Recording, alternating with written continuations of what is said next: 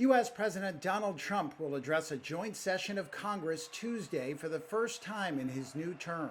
Jeffrey Engel, the David Gergen director of the SMU Center for Presidential History, expects him to display a strong sense of confidence. His tone, I think, is going to be triumphal. His tone is going to be, one might even say, imperial.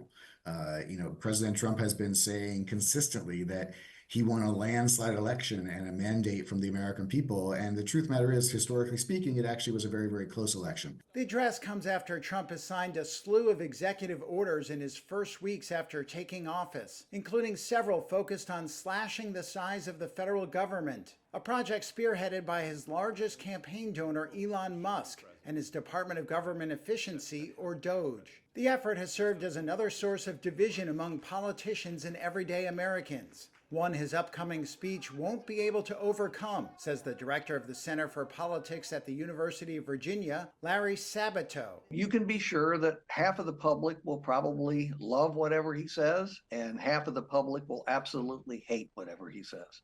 And I don't think a speech can ever change that. Feelings run too strongly about Donald Trump.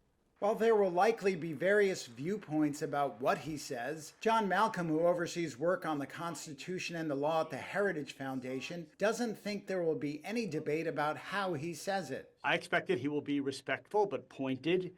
He was actually, I thought, fairly measured in all of the other State of the Union addresses that he gave during his first term. But I think he's going to focus on the themes that he has been displaying at an incredibly rapid rate. And how will Democrats respond to the Republican president? Sabato says they should limit the theatrics. I think they can be quiet. They can sit on their hands.